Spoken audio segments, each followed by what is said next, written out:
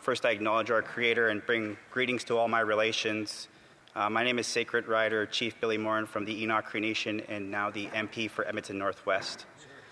I've risen in this House before in short moments, so in this extended time allocation, please allow me to acknowledge those who helped me get here. My family, Nikawi, Charlene, Notawi Pan, William, all my extended family and community from the Enoch Cree Nation, my roots in Blackfoot Territory, Kainai, Treaty 7, Southern Alberta, and my Métis family, my wife Felicia, our children William, Wilton, Walker, and Astrid, and my many grandparents, Nimosamak, Nokamak. And of course, the good people of Edmonton Northwest, notably our grassroots campaign team. Edmonton Northwest is a place where people come to. Since time immemorial, First Peoples have gathered in Edmonton Northwest to live in Amiskwachi, Waskigan, Beaver Hills House, the Cree name for the region. It was a place of peace, conflict and conflict resolution through treaty making, traditional ceremony, sustenance, community, a place where the North Saskatchewan River flowed mightily, the buffalo and the game were plentiful. Right down the middle of my riding is the Anthony Henday Highway. Anthony Henday is acknowledged as one of the first explorers to come to Edmonton. Over the next centuries, since Anthony Henday, they still came. Many came from Europe to start, and in those early days, our collective ancestors made treaties nation to nation, which are upheld by the Canadian Constitution. These agreements are the basis for all peoples and Canadians to live in harmony for as long as the sun shines, the grass grows, and the rivers flow, as written in treaty. In those early days, many came driven by hunger and hope. Those fleeing from persecution came. Those looking for a place they can build came. Those looking for a place where hard work pays off and looking for a place to build an income and a family and a living, they came. They came from all continents. Today we have a huge population from the Middle East, the Philippines, Eastern Asia, India, Eastern Europe, Hispanic America, Africa, South America, and more. Still, people come today in droves, 60,000 per year alone in the last 3 years on average. So why do they come? Why have they been coming for 100 years? And why do they stay? Simply put, Madam Speaker, affordability, opportunity, jobs, energy, safety. Edmonton's identity is built around this. All the big Canadian cities have their identities. And I have been in conversations where some struggle to identify what Edmonton means and what Edmonton's identity is. Well, to me, the most Edmonton thing that you can do is work hard, buy a home, raise a family, and become a part of the community. Small town roots in the big city is still a thing in Edmonton. But this is under attack.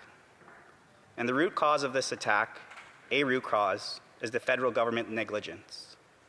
Homes are becoming increasingly more unaffordable, and this is not just a campaign talking point.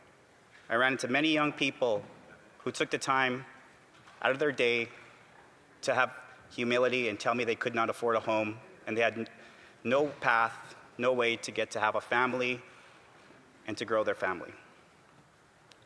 The amount of young Canadians who see home ownership and starting a family as unaffordable and unattainable is growing in my riding. Grocery prices are rising, lineups at food banks are getting longer, energy to move your family around is becoming more expensive. High taxes for seniors is pricing them out of their own homes, those spaces that are intended for them to spend time with their grandkids.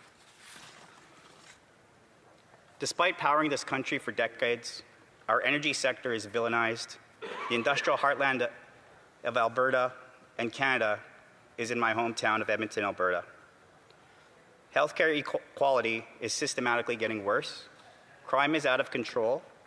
People struggle with addiction and mental health is worsening. Jobs for young people are getting scarce. And as much as I acknowledge people coming to make a home in the traditional territory of my people in Edmonton Northwest, the mismanaged immigration by this federal government is putting stress on all systems. Madam Speaker, I grew up a proud Canadian. I grew up singing the national anthem in my school on Enoch Cree Nation. I grew up knowing this country has the best potential in the world. Today I've heard and I empathize with those Canadians who came here a generation ago wanting that same feeling of pride, knowing that if they follow the rules, they work hard, and they learned what it meant to be a Canadian, they too can live in that potential and live in that hope. But over the last decade, in what some have described as this country being the post-national state, some pride amongst Canadians has waned. The government has made the mosaic of Canada a divider, not a unifier. They have pitted Canadian against Canadian. They've attacked those basic affordable family fundamentals for which everyone strives. Despite these attacks on the people in Edmonton and Edmonton Northwest, people still come. Why? Because we are resilient people who come to call that place home. In my language, we say aga megmo, never give up. We know despite the federal government attacks on the West, the best is yet to come. We will always fight for the entrepreneurship of our home, the energy culture of the industrial heartland of Alberta and Canada and Edmonton. We will build upon the education institutions. Newcomers quickly learn, with the help of their fellow Edmontonians, how to handle the tough times in the cold and having felt being left out. Edmonton still has the best potential for any city in this country. It can still be the freest city in the world. It can be that small town community with unity. Edmonton is still the city of champions, which is not just about sports success, but about how Edmontonians know how to work hard, know how to give back, know that they will always fight for safe communities and affordable homes. My ancestors knew there was something special about the land for thousands of years. They knew there was something special about the water. They knew about the air and about the home that is Edmonton and Edmonton Northwest. I was given the task by my elders to continue to build bridges between all peoples before coming to this house, and I was asked to share these values, to think win with all peoples on behalf of Edmonton Northwest. And this revolves around the conversations and words spoken in this house today on affordability and during this parliament. I'm here to work on behalf of those people who put me here, to honor our past by investing in our future today. Because I heard from them directly that buying a home, raising a family, and contributing to community is the most Edmonton thing you can do. Point of order. Number 4. Northumberland Clark. This speech, and I'm so sorry to interrupt it, but I believe the member meant to split his time with the member from Brandon Surus. So. Well noted. The honourable member may continue for Edmonton Northwest. The honourable member has 2 minutes. Sorry. All right. I heard from my constituents directly that buying a home, raising a family, and contributing to community is still the most Edmonton thing you can do. And this is worth standing up for. Hi, Kunana Skumta Noel. Thank you, Madam Speaker.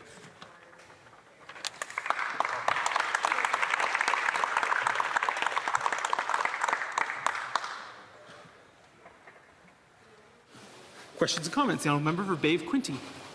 Thank you, Mr. Speaker. I want to congratulate the member opposite for his election and his eloquent speech here in the House today. The member mentioned specifically basic family fundamentals in his address, Mr. Speaker, and I would like to ask the member, does he not believe that in the Making Life More Affordable for Canadians Act, that the ability for first-time homebuyers to do so without the burden of a GST on that purchase is not addressing basic family fundamentals? The honourable member for Edmonton Northwest. Thank you to my colleague for the question.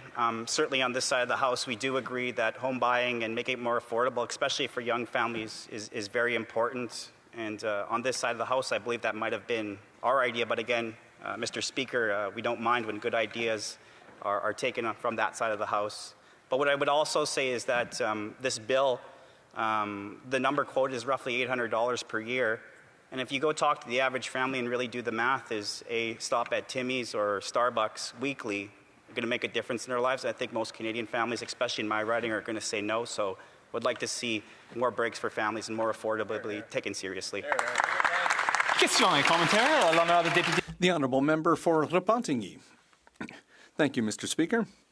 I'd like to know what the honourable member has to say about the fact that his colleagues and himself have just voted against a motion that reflected the unanimous will of the National Assembly of Quebec, which is to pay back $814 million stolen from the people of Quebec by the federal government. And what does he think about his leader's idea to require that a province not have the right to veto or the right to say no to a pipeline, for example, that would be imposed by the federal government? The member for Edmonton Northwest. Well, thank you to my colleague for the question. And, as a First Nations person, it's always come into question about sovereignty and where we stand in confederation. So I do empathize with the notion of nationhood and finding that balance in Canada. For the vote that happened today, I would say that has been explained in this House a number of times. And Quebec doesn't enjoy a level of nationhood, and sometimes those distinctions come at differences in how things are voted on in this House. When it comes to consensus on building things in this country, I do believe in things getting done and built. This economy has suffered for quite some time now, and I think the members opposite, as much as they put forward some initiatives lately, have to prove that it's not just rhetoric and that it's going to be action for Canadians. Great answer. Questions and comments. Question et commentaire. The member for Winnipeg North. Thank you, Mr. Speaker. Bill C-4 is a critical piece of legislation. Our new Prime Minister has made it very clear in terms of how it takes aspects of election platform and ultimately delivers on the issue of affordability. What's really important for all of us to note is that the tax break that's being proposed is going to take effect on July 1. And Mr. Speaker, in order for us to be able to have that tax break, we need to see the legislation passed. Does the member agree that we should pass this legislation before the House rises? The member for Edmonton Northwest. Well, as mentioned, on this side of the House, we're always for tax breaks. But again, Mr. Speaker, I mean, Canadians, is this really a serious tax break? Can we go farther with this? Because again, the amount that's been quoted by the Liberals and some other studies, which is a lower amount, is, in my opinion, not enough. If I go talk to my constituents, and again, they have less of a coffee run or they can only fill up their tank to a quarter, that's not enough for Canadians to do. So I would look to that side of the House to do more than just a small tax break. The member for Northumberland Clark. Thank you very much, and I welcome this new member to the House, and just wanted to have him reflect, if he could, about the importance of this House and being able to spell Parliament.